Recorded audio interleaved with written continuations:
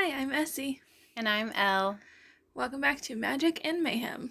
Okay, so we have decided to make a new game, also kind of linked to Bango and our super secret future um, game towards the end of the year. Wouldn't it be games plural? I think Well, yeah, probably games. So this ties in to our future game and our current Bango game. We thought it would be fun to do a revamp on our ranking system and, infuse just a little bit more joy. in danger. And indeed, danger, In yes. danger. So, we have now started ice fishing with Dynamite. And This is just a terrible idea. our books are fish. Yes. And since that's some of our original ideas were far more violent and They were. This is way toned down. and so we thought this was a suitable exchange. So, ice fishing with Dynamite, the first level, the levels are how close they are to the explosion. So, there's an ocean away, which means they're completely safe. We're even nearby. Not even nearby. They're like a hop, skip, a jump away. And then we have across the pond, which means books and or slash fish are also still safe. They were closer to the explosion, but they were on the other side of the pond. Dazed means they were nearby and therefore are in danger. And then exploded. I feel this is self-explanatory. And that also means if they're in the exploded line, that our fish slash books are being dead slash unhulled. Yeah. And if they're in that line, we have to unhull them. Yes. And if they are in dazed, they are entered into our in danger zone, yeah. Which we don't necessarily have to unhull those, but they are entered into our super secret, super top secret game later in the year. So that is where dazed go. So that category is the in danger books, not the ones we have to unhull immediately. Some of the books in the exploded zone, if we did not read them or did not own them physically and or digitally, those obviously don't count. So that's how the game works. And we will only be discussing the books that are in Ocean Away or possibly across the pond. Yeah. Basically top 10.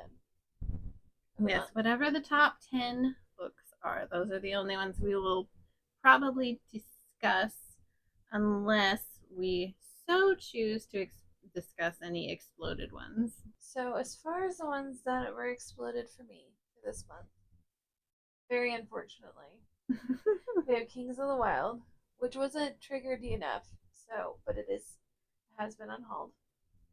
Dreadful, which I feel bad about, but here we are. The Ruthless Lady's Guide to Wizardry, I unhauled, and then Things We Never Got Over, I also unhauled.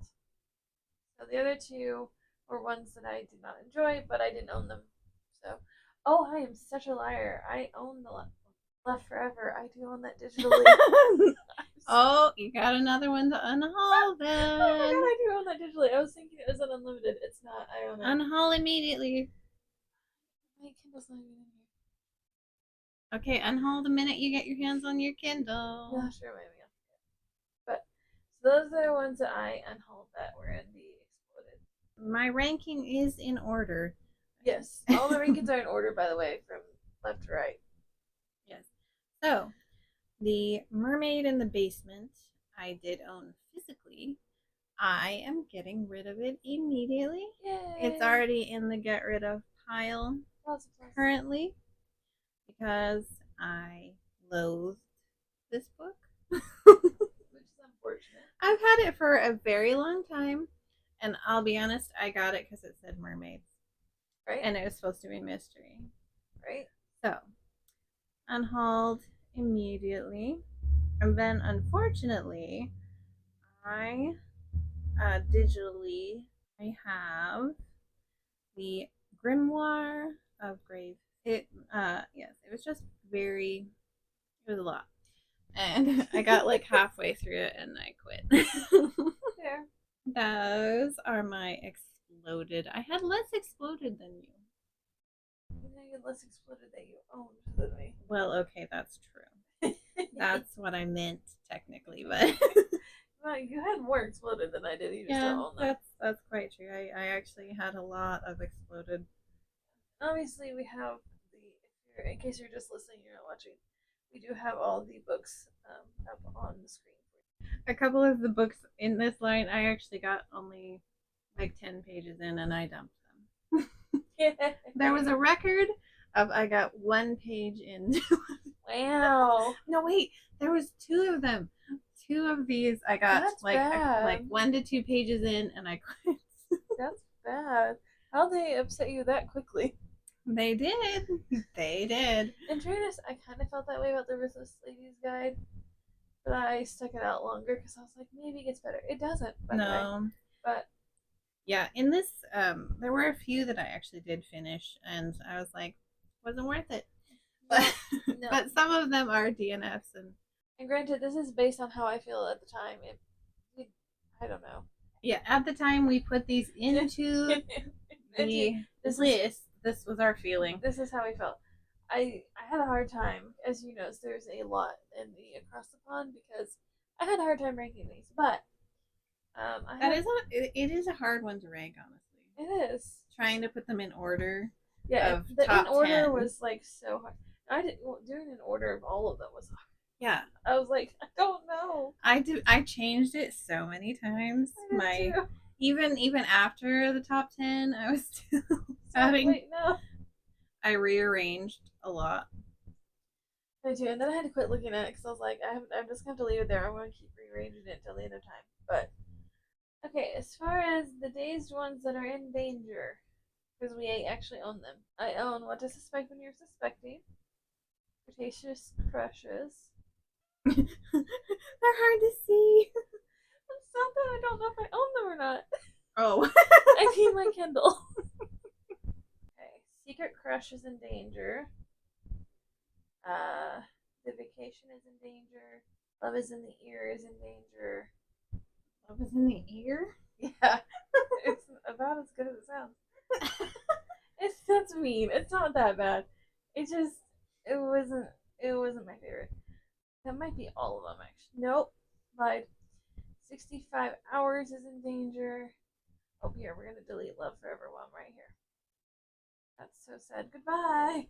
Okay, that's all the ones that are in danger. And my endangered are Allied, Mortal Follies, and The Alchemy of Moonlight. Actually, I think all of those are digital. My number 10 is Do Me a Favor by Kathy Yardley. This was cute. I didn't like it as much as I like role playing one of her other books, but it was still cute. I wasn't quite as invested, but this has a woman who inherits a house, and one of the neighbor's dogs escapes and goes to her house, and so she returns the dog, and it's a romance. It's also kind of about like finding what makes you happy, I guess. So mine is Real Boy. This one was really cute. It almost reminded me of Minor Mage in a way. Oh. Because there's some dark aspects of it, like, and it's cute, but a little bit dark, but also fun and interesting. And there are some terrible characters, but but then there are also some really really good relationships. There's both, and you really enjoy the good ones, not so much the bad people, but you know. Okay, for number 9, I have The Legend of Zelda. It's the Legendary Edition. Number 1, Ocarina of Time, which has Ocarina of Time 1 and 2 in it. I had a great time. I like The Legend of Zelda manga. Actually, I started playing the video games first, and then I moved into manga. Ocarina is my favorite, so yeah, it was cute. The mangas move fast though, so bear that in mind because they have a lot of story to fit into a very small amount of time. And then mine is Such Sharp Teeth. That one is obviously supernatural. I feel like you can tell that. I love it. And it really surprised me knowing, having read the author before, that some of the romantic relationships are not terrible, and that was Wow. truly shocking. So it's sweet. It's got romance in it. It has just all kinds of like drama and emotion. Drama. And it was good. I enjoyed it, and I enjoyed a lot of. There was always these like kind of one-liner, one-two punches in it. Nice. So number 8 for me was How You Get the Girl by Anita Kelly. I love Anita Kelly. This was very cute. That has a lot to say about like the foster system, and there's lots and lots of rep in this book. There's chronic illness rep. There's queer rep. Really enjoyed it. I didn't like the relationship as much as some of the other relationships that Anita Kelly has written, but I still had a really good time. Then I have The Ruin of Kings. This one has a lot packed into this book. It's a very long book also, but it is. But there's a ton packed into this book.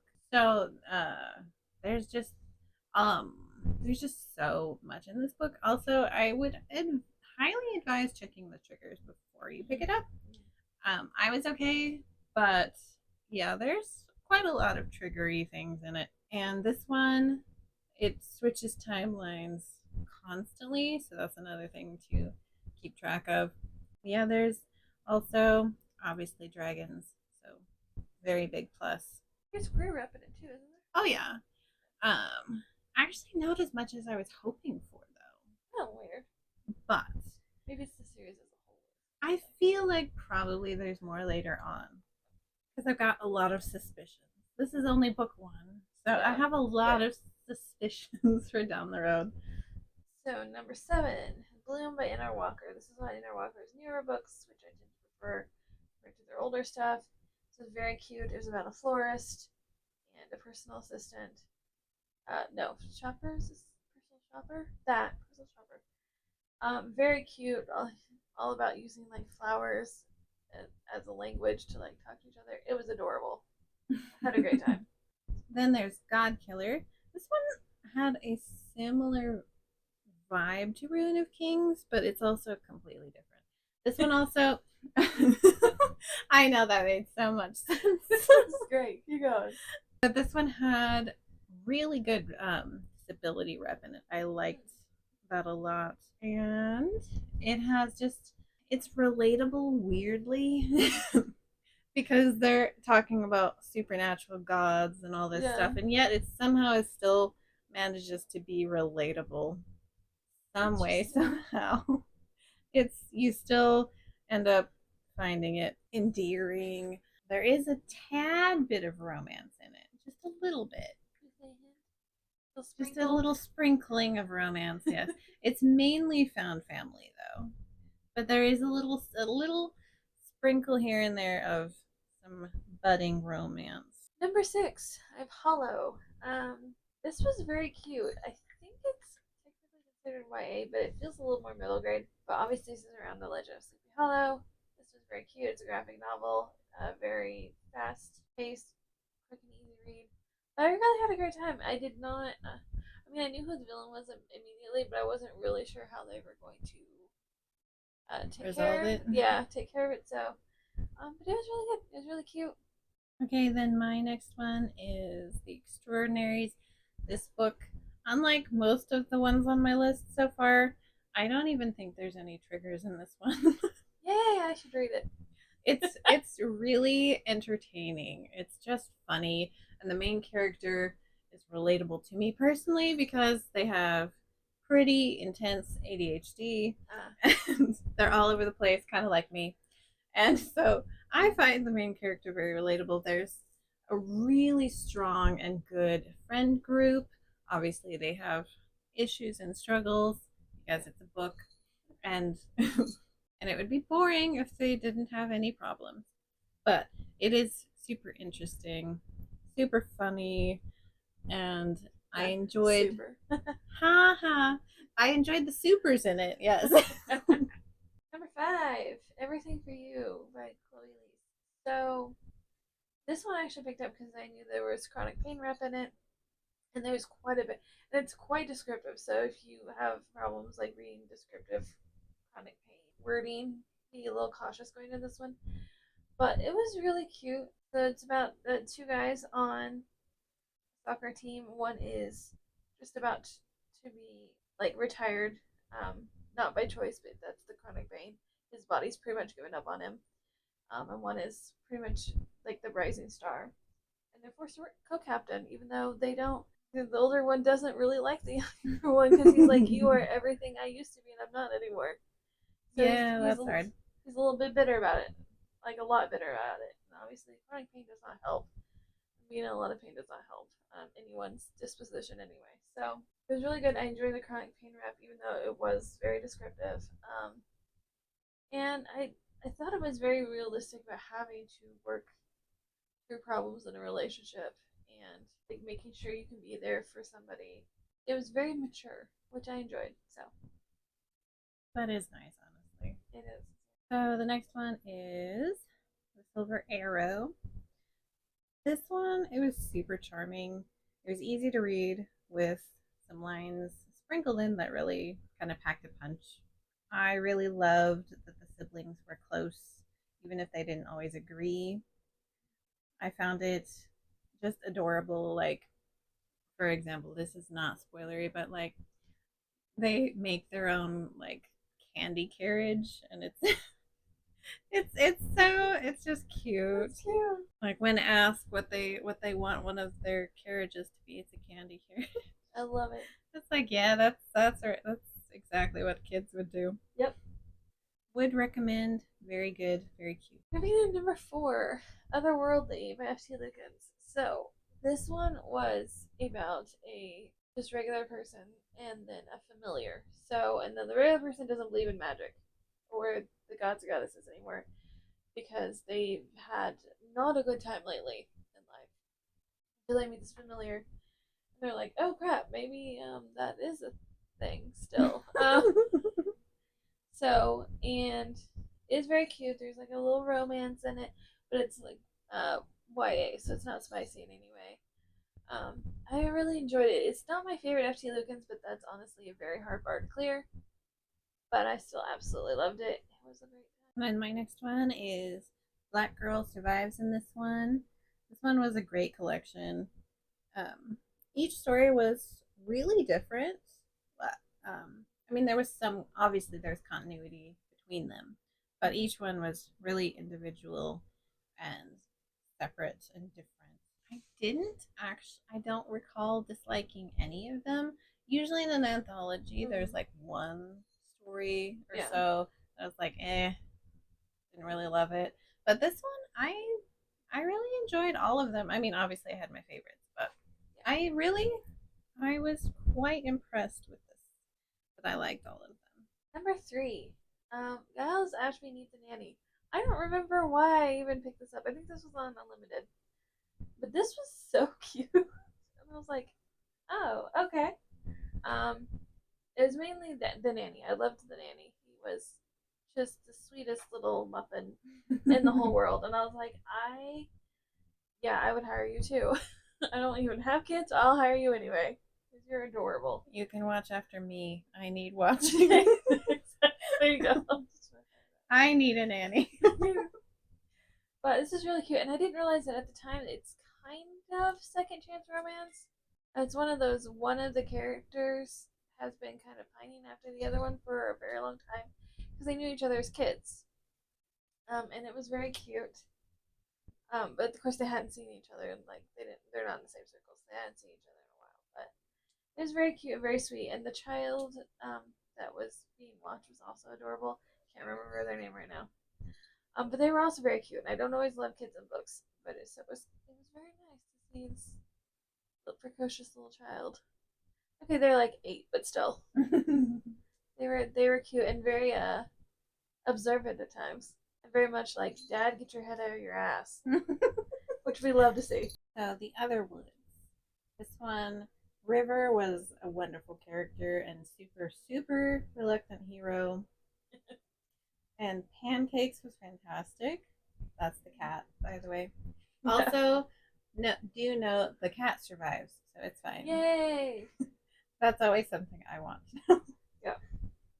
But it's a middle grade horror, so it's not super intense horror or anything. But it did have like some creepy elements, obviously, and it was a good.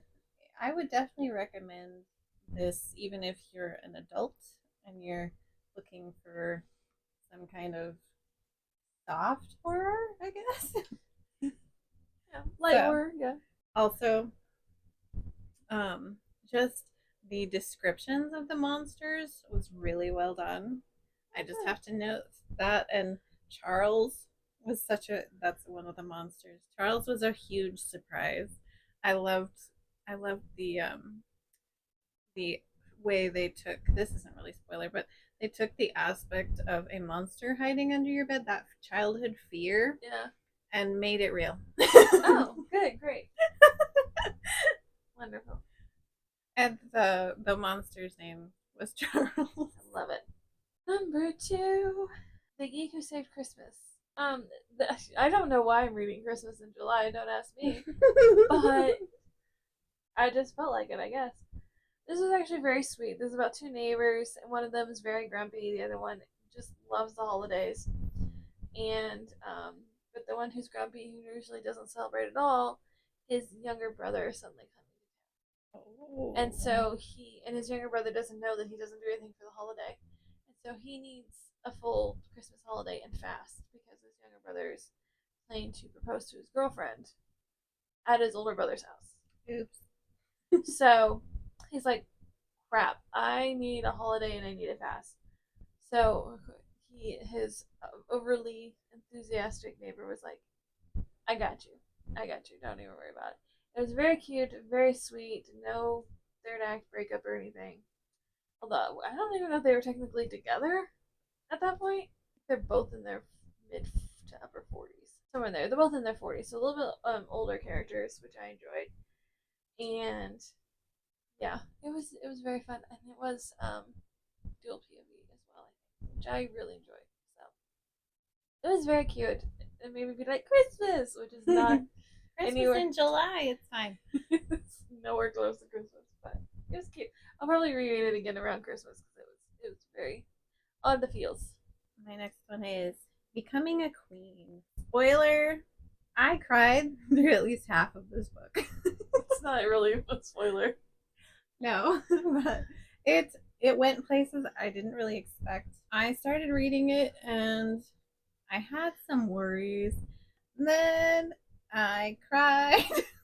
Which is unusual. You don't cry often. I do not, in fact. Especially not for that much of a book. I actually had to, like, this is very telling. I had to get the audiobook just so that I could read this book. Oh jeez. Because it's very difficult to read when your eyes are underwater, okay? So That's bad. I had to get the audio. That's the level. That's the level. It was fantastic. It got 5 stars, obviously. Yeah, if it's your number 2, yeah. And I'm planning to go read it again and tab this time. You should. But yeah, it really should tell you how hard it has good funny times too, but it should tell a lot that I needed the audiobook just to finish this book. Yeah, that sounds a lot. Because yeah, I don't generally, I might get teary and shit, but no. The waterworks in this book were flowing free. And number 1, Odd Blood by Azalea Crowley. So I follow Azalea on Instagram, and I I don't remember it. I was following someone else and they were following Azalea, and so I started following Azalea, and I was hooked in by their.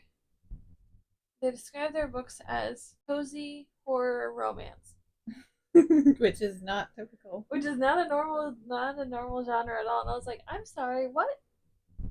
And so I got their first book just to try it. Well, they have, I don't know if it's their first book, but it's one of their books, one of their older ones, to try because it sounded really cute. It's about a woman who needs a place to live fast and um, comes across this vampire, thinks that he's cosplaying as a vampire, and he's like, I need someone to watch this older woman for me, who he calls his grandmother. It's not really his grandmother, but he calls her his grandmother, and she's also a vampire. And so then she gets the main character gets the house, and realizes that they were not joking about being vampires; they were quite serious, and she's just agreed to help watch an older vampire who's seen them sometimes. Like sometimes she's with it, sometimes she's not. It just really depends. They just call it the fog, I believe. And so, and just trying to survive and learn this new like world that she never knew existed. And the author calls the main vampire himbo, and it's very true. He very much is. I adore him. And there's another vampire that also lives in the house, Anna. She's awesome. We love her. And then there's a ghost also that is in the house. And so it was. I think cozy horror romance is literally as close as you would ever get. It is. It is all of those things. Like so freaking good. It's so weird. I think I texted Elle while reading it. Mm-hmm. That is Yes. so weird. Mm-hmm. I recall this. I do. But I had such a good time. I went and bought the rest of the series because I was like, I I need it, and I'm planning on reading the second one very soon because I had a fabulous time. Then my first place slot goes to, also funnily enough, this one also has vampires just like yours. Vampire Club.